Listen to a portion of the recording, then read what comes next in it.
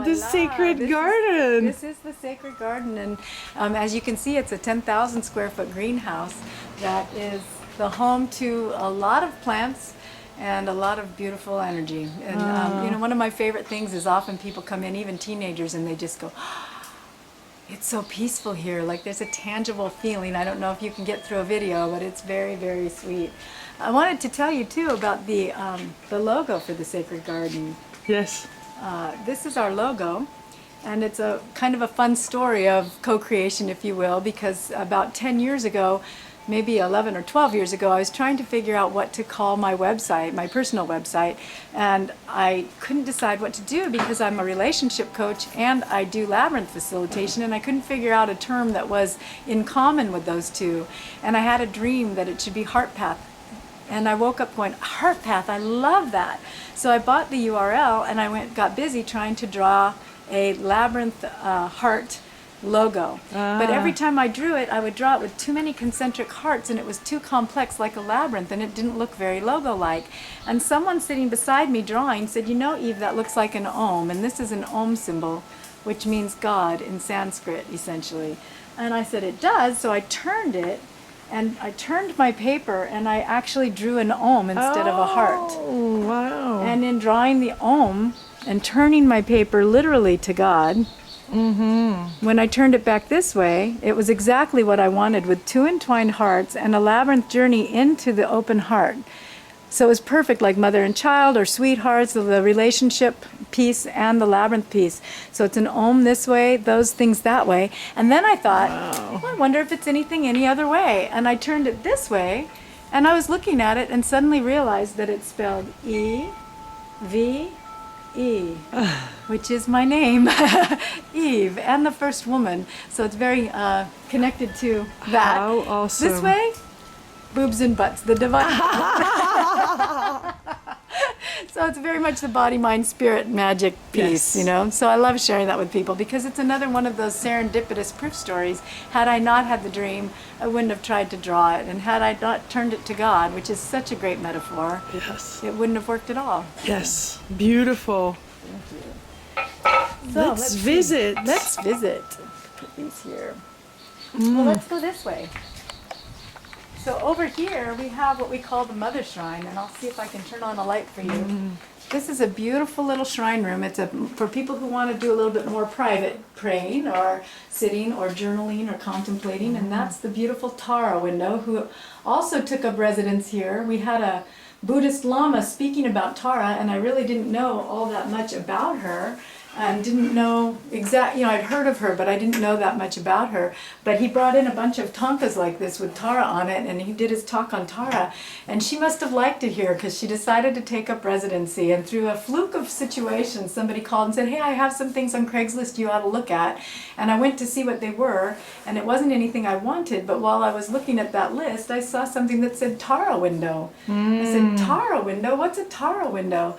And discovered this on Craigslist, and it was only 2 miles from my home up in Makawao town. And so the Tara window was meant to be, and it got even more cosmic than that because I thought she was so beautiful. I bought her site without figuring out where I was going to put her, and on the way home I was going, now what am I going to do with this big Tara window? Where am I going to put it? And this space came to mind. And I came home and measured it, and it was exactly the right, we didn't have to modify it at all.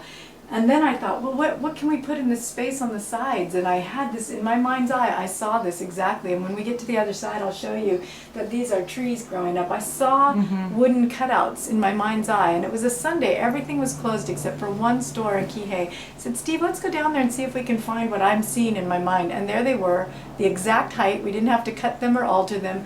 The exact size we needed. Perfect. And they have trees, which is perfect for the sacred garden as well. Yes. So we have all kinds of mother energy in here. We have Pele and Kali and Durga and Where's Anya. Pele? Pele's up here. That's Pele. That's Pele. Because I have never seen a representation. Yeah, of Pele her. is a fire goddess and the goddess of creation here in Hawaii. She's like the energy that's creating the earth and is alive and well on the Big Island as we speak, making lava flows, if you will. And then we have Lakshmi, Kuan Yin, Another representation of Tara, different type. We have Mary, and then Durga, and Kali. Yes. And Do you then- have a favorite goddess? I think Durga is probably my favorite. She's sort of my I love her power and her sweetness and her beauty all at once, you know. She rides on a lion. I have this big giant dog. I think I have kind of Yes, an yes. archetype thing going on. Oh, we have to meet your dog. We do have to meet my dog. So people can come and bring different things to the garden and donate them, you angels. know, and we end up with angels and goddesses and fun things to share. So this room is really sweet because people can come and just have an experience that's more private for those who, sometimes when you're grieving, you don't want to be sitting out in the big part of the garden. Watch your step. And then we have this beautiful... Oh, there he's showing up. Hello. This is Bodhi.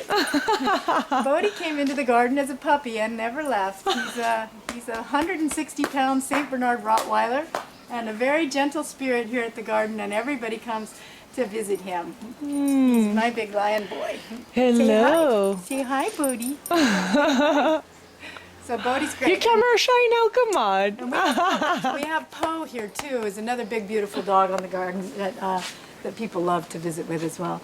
And then this is another beautiful entrance to the Mother Shrine. Kuan Yin, goddess of compassion. She's very much appreciated around here. And over here we have the Tara window from the other side. And what's fun to see is that these are actually trees. Oh, yes. And if you put them together, this forms a heart, which is so perfect with our logo here at the garden and the whole idea of coming with an open heart. And there you have it. Oh, beautiful. And then these paintings over here, we have Jesus, Krishna, and a Buddha Lama type presence. Were all painted by a wonderful artist named Mary Pilger, who just got so inspired by the garden that she brought me this beautiful Buddha Lama, and then she came and she brought me the Krishna, and then she brought me Jesus, and she just keeps painting me these beautiful paintings. We have a Mother, a Mary and Jesus in the other room of hers as well. She just keeps getting inspired and bringing us artwork for the garden. And she's a local artist. She is a local artist, yes. Beautiful. this And is right her now we first are one. on... This is the 7th Circuit Labyrinth. This is known as the Cretan Labyrinth or the Universal Labyrinth or 7 circuits. And what 7 circuits means is that the pathway passes 7 times between the outside and the center.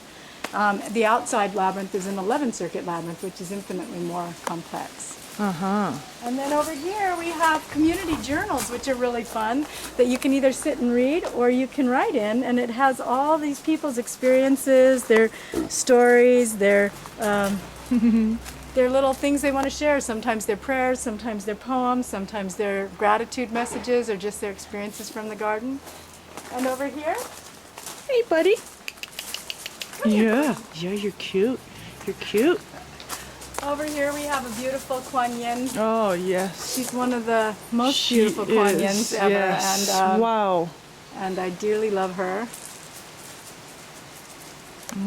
You know, both Kuan Yin and Tara are very similar in their meaning. And sometimes I think they may be even the same goddess in different form. But they both have to do with compassion and healing and serenity. And to my understanding, both of them as female presence of God have declared to stay here and help us until all of us achieve enlightenment. And they're very committed to women in particular, but they're here to support everyone and help us to remind us to be compassionate. So when I come and I offer incense to these different images, if you will, I ask to embody the message that they have. Like, Kuan Yin, please help me embody your compassion. Help me embody your beauty and peacefulness. Yes. And, you know, and Kali and Durga, both very powerful, but they're powerful and people who don't know think they're scary. And even movies have made them look, you know, like the Indiana Jones movies had a terrible representation of Kali. She's not evil. She's fighting evil, and she's very passionate, like a mother would be, of protecting her children. So it's a misunderstood presence. And then, of course, we have the big, beautiful Buddha. The big beautiful Buddha, where we did the interview from. Right. Wow. Oh. Very peaceful. And I don't know if you want to wander more through the garden or if you want to go out and see the labyrinth outside. Yes. Let's do that. Just really enjoying the beauty of this garden. Yeah, it's super fun because there's little nooks and crannies and things to see, you know, little crystal things hanging, you know, little things that people find are delightful, and we're constantly trying to add new ones so that even when people come back, they're always finding something new and some little treasure, and you know, it's just really fun. And we have a great collection of fish, and we have koi ponds and water lily gardens, and you just missed our blooming lotus. It just finished blooming yesterday. So it's fun. Gotta be back then. That's right. Where this garden sits is in Maliko Gulch. So if you look up, you'll see we have virtually a vertical forest, and it's pretty amazing. It's a very deep gulch, and consequently we get protected from a lot of the weather. The winds can be very high above us, but be reasonably calm down here, and it's just super beautiful. We have a chimenea if someone wants to sit and have a fire, and we have picnic tables if they want to sit and have a picnic. And these trees are kukui trees, which is the Hawaii state tree, also known as a candle nut tree. And if you look over here, you'll see, oh, here's some, the kukui nuts.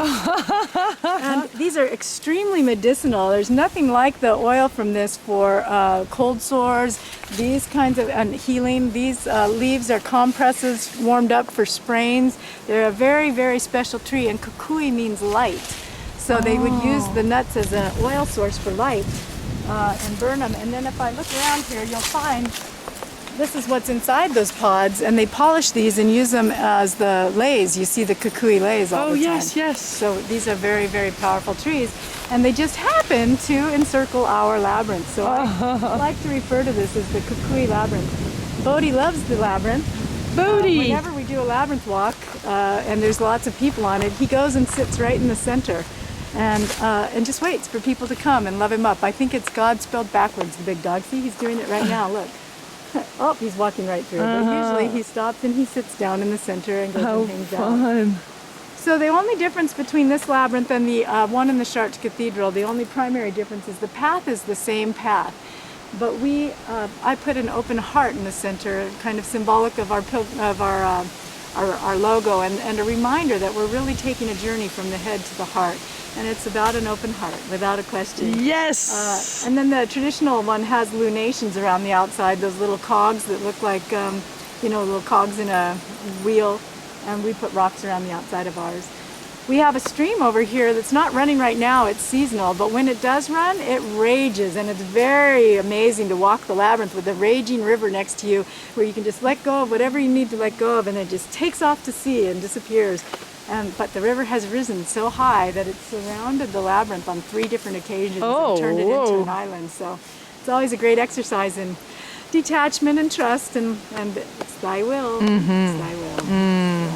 So. Beautiful. Well, thank you, Eve. Thank you. Thank you for this delicious moment. My pleasure. Thank you.